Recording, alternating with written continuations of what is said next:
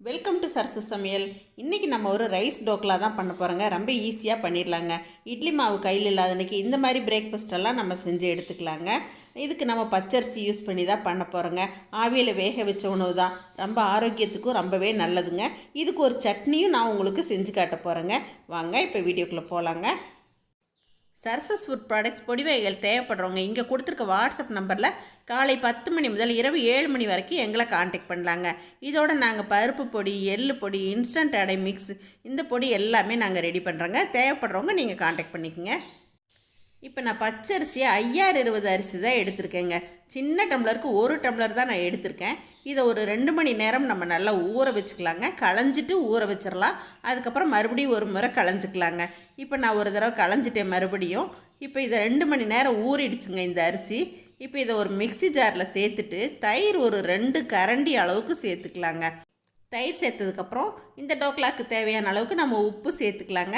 இப்போ நம்ம மிக்ஸி ஜாரில் சேர்த்ததை அரைச்சிட்டு வந்துடலாங்க. பாருங்கள், தண்ணியே விடலை, அந்த தயிரில் இருக்க தண்ணியே போதுமானதாக இருந்துச்சு. இப்போ நான் இதில் சின்ன குழிக்கரண்டியில் 2 கரண்டி அளவுக்கு ரவை சேர்த்துட்டு கொஞ்சம் லேசாக கலக்கி விட்டுட்டு மறுபடியும் மிக்சியில் சேர்த்து அரைச்சிட்டு வந்துடலாங்க. இப்போ பாருங்கள், நம்ம ரவை சேர்த்து மறுபடியும் ஒரு தடவை அரைச்சிட்டு வந்ததுக்கப்புறம் இந்த கன்சிஸ்டன்சிக்கு வந்துருச்சு. ரொம்ப நைஸாக இருக்காது, லேசாக குறக்குறப்பாக தான் இருக்கும். ஏன்னா நம்ம ரவையும் சேர்த்து அரைச்சிருக்கோம் இல்லைங்களா. இப்போ நம்ம ஒரு 2 சிட்டிகை சமையல் சோடா இதில் சேர்த்து இப்போ இதை நல்லா கலந்து விட்டுறலாங்க. சமையல் சோடா சேர்த்ததுக்கப்புறம் இந்த மாதிரி கலந்து விட்டுட்டு இதை ஒரு 1/4 மணி நேரத்துலேருந்து 20 நிமிஷம் வரைக்கும் நம்ம ஒரு ரெஸ்ட்டு கொடுத்துர்லாங்க. இப்போ இது 1/4 மணி நேரம் ஆனதுக்கப்புறம் இதுக்கு ஒரு தாளிப்பு கொடுக்கணுங்க. அதுக்கு நான் கொஞ்சம் கடலெண்ணெய் தான் விடுறேன். கடலெண்ணெய் விட்டால் தான் நல்லாயிருக்கும். இப்போ கடுகு சேர்த்தாச்சு. உளுத்தம்பருப்பு நல்லா 1 டேபிள் ஸ்பூன் அளவுக்கு சேர்த்துக்கலாங்க. பச்சை மிளகாய் பொடி பொடியாக நறுக்கி சேர்த்துக்கலாம். இப்போ லேசாக பெரட்டி விட்டுட்டு இதில் கருவேப்பிலை பொடியாக நறுக்குனது சேர்த்துக்கலாங்க. கொத்தமல்லி பொடியாக நறுக்கிட்டு கொஞ்சம் சேர்த்துக்கலாங்க. இப்போ அடுப்பை ஆஃப் பண்ணிவிட்டு நம்ம மாவு கலக்கி இப்போ ரெஸ்ட் விட்டுருக்கோம் இல்லைங்களா, அந்த கலவையில் இப்போ நம்ம தாளிப்பை சேர்த்துறோங்க. தாளிப்பை சேர்த்துட்டு இதை நல்லா நம்ம கலந்து விட்டுக்கணும். பாருங்கள், இப்போ கொஞ்சம் கெட்டியாக தான் இருக்கும். நம்ம மறுபடியும் கொஞ்சமாக தண்ணி விட்டுக்கலாங்க. நல்லா கலக்கி பார்த்துட்டு தண்ணி விட்டுக்கலாம். தோசை மாவு பதத்தில் இருக்கணுங்க. தேங்காய் துருவல் ஒரு 3 டேபிள் ஸ்பூன் அளவுக்கு நான் இதுக்கு சேர்த்துறேங்க. இப்போ தேங்காய் துருவல் சேர்த்து அதையும் நம்ம நல்லா இப்போ கலந்து விட்டுக்கலாம். மாவு இன்னும் கொஞ்சம் கெட்டியாக தான் இருக்குங்க. அதனால் நான் இப்போ கொஞ்சம் தண்ணி விட்டுக்கிறேங்க. கரெக்டாக தண்ணி விட்டுக்குங்க, அதிகமாக விட்டுறாதீங்க. தோசை ஊற்றுற பக்குவத்துக்கு இருந்தால் போதுமானதுங்க. இப்போ மாவை நம்ம நல்லா கலந்து வச்சுட்டோங்க. இப்போ ஒரு தட்டு எடுத்துக்கலாங்க. இதில் கொஞ்சமாக நம்ம எண்ணெய் விட்டுக்கலாம். நீங்கள் நல்லெண்ணெய், நெய் எது வேணால் விட்டுக்கலாங்க. இது நல்லா எல்லா பக்கமும் படுற மாதிரி நல்லா இந்த மாதிரி தடவி விட்டுக்குங்க.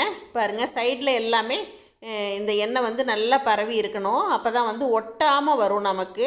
அதனால் இந்த மாதிரி நல்லா தடவி விட்டுக்கலாங்க. இப்போ நம்ம மிக்ஸ் பண்ணி வச்சுருக்க மாவு கலவையை இந்த தட்டில் சேர்த்துடலாங்க. இப்போ இதில் சேர்த்ததுக்கப்புறம் நம்ம ஆவியில் தான் வேக வைக்க போகிறோங்க. இப்போ பாருங்கள், தட்டில் ஊற்றி ரெடியாக இருக்குங்க. இப்போ இது இட்லி பானை ஏற்றிருக்கேன் அடுப்பில். கீழே ஒரு ஸ்டாண்டு போட்டுட்டு சின்ன கப்பு ஒன்று உள்ளே வச்சுட்டேங்க. அதுலேயும் கொஞ்சமாக தண்ணி வச்சுருக்கேன்.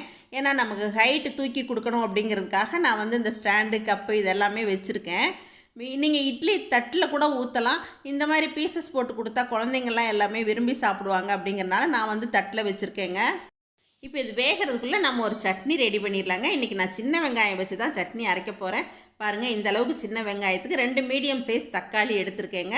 இப்போ தாளிக்கிறதுக்கு நம்ம ஒரு வாணலி அடுப்பில் ஏற்றிக்கலாங்க. கொஞ்சமாக நான் நல்லெண்ணெய் தான் விட்டுக்கிறேன். இப்போ இதில் நம்ம உளுத்தம்பருப்பு சேர்த்துக்கலாங்க. 1 டேபிள் ஸ்பூன் அளவுக்கு உளுத்தம்பருப்பு சேர்த்துக்கலாம்.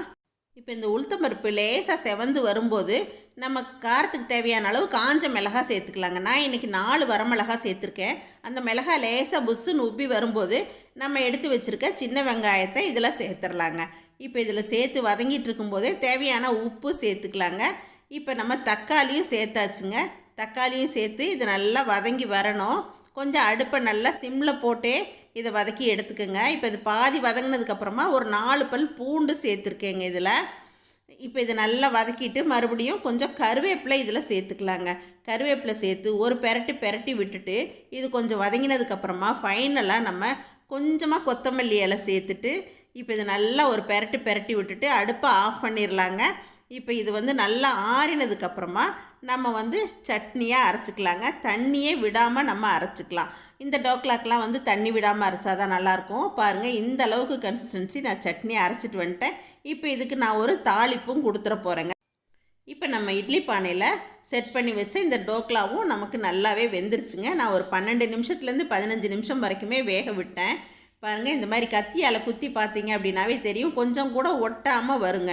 இதுதான் பக்குவம். இப்போ நம்ம எடுத்தாச்சுங்க. பாருங்கள், ஓரம் எல்லாமே அப்படியே எடுக்கிற மாதிரி இருக்குது. இருந்தாலும் கத்தியில் வந்து சுற்றிலும் நீங்கள் இந்த மாதிரி எடுத்து விட்டுட்டு அதுக்கப்புறமா நம்ம பீஸ் போட்டால் ஈஸியாக வருங்க.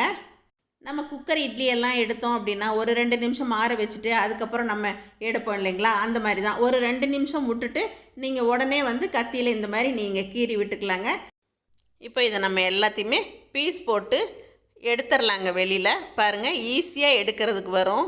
பாருங்களேன், இந்த மாதிரி நல்லா எடுக்கிறதுக்கு வரும். ஏன்னா நம்ம வந்து கீழேயும் எண்ணெய் தடவி இருக்கும் இல்லைங்களா, அதனால் வந்து இந்த மாதிரி பீஸ் பீஸாக எடுக்கிறதுக்கு ரொம்ப நல்லா வருங்க. இப்போ இது எல்லாத்தையும் நம்ம எடுத்துடலாங்க. நீங்கள் சாதாரண இட்லி ஊற்றுற இட்லி தட்டிலேயே கூட எண்ணெய் தடவிட்டு நீங்கள் இந்த மாதிரி ஊற்றி எடுத்துக்கலாங்க. இப்போ இது பாருங்கள், அருமையாக வந்திருக்குங்க. இது வந்து சாதாரண கொழுக்கட்டை டேஸ்ட்டில் தான் இருந்துச்சுங்க. ஆனாலும் ரொம்ப நல்லா இருந்துச்சு. மார்னிங் பிரேக்ஃபாஸ்ட்க்கு வந்து ஆயில் கம்மியாக இந்த மாதிரி நம்ம எடுத்துக்கிறது நல்லது இல்லைங்களா. பாருங்கள், இப்போ உள்ளே எல்லாமே நல்லா வெந்திருக்கு. இந்த சட்னி தொட்டு சாப்பிடும்போது ரொம்பவே டேஸ்ட்டாக இருந்துச்சுங்க. இட்லி தோசையே செஞ்சு போர் அடிக்கிற அன்றைக்கி இந்த மாதிரி நம்ம கொஞ்சம் வித்தியாசமாகவும் செஞ்சுக்கலாங்க. அப்புறங்க இந்த சட்னி வந்து ரொம்ப அருமையாக இருந்துச்சு. நீங்கள் இட்லி தோசை பணியாரம் கோதுமை தோசை எல்லாத்துக்குமே இந்த சட்னி நீங்கள் அரைச்சிக்கலாங்க. ரொம்ப நல்லாயிருக்கும். என்னங்க, நான் செஞ்ச இந்த ரைஸ் டோக்லா உங்கள் எல்லாருக்கும் ரொம்ப பிடிச்சிருக்குன்னு நினைக்கிறேங்க. இதை பார்த்துட்டு எப்பயும் போல் உங்களோட ஃபீட்பேக் சொல்லுங்கள், ஷேர் பண்ணுங்கள், சப்ஸ்கிரைப் பண்ணுங்கள். தேங்க்யூ. சரசு சமையல் பாருங்கள், சமையல் நல்லா பண்ணுங்கள்.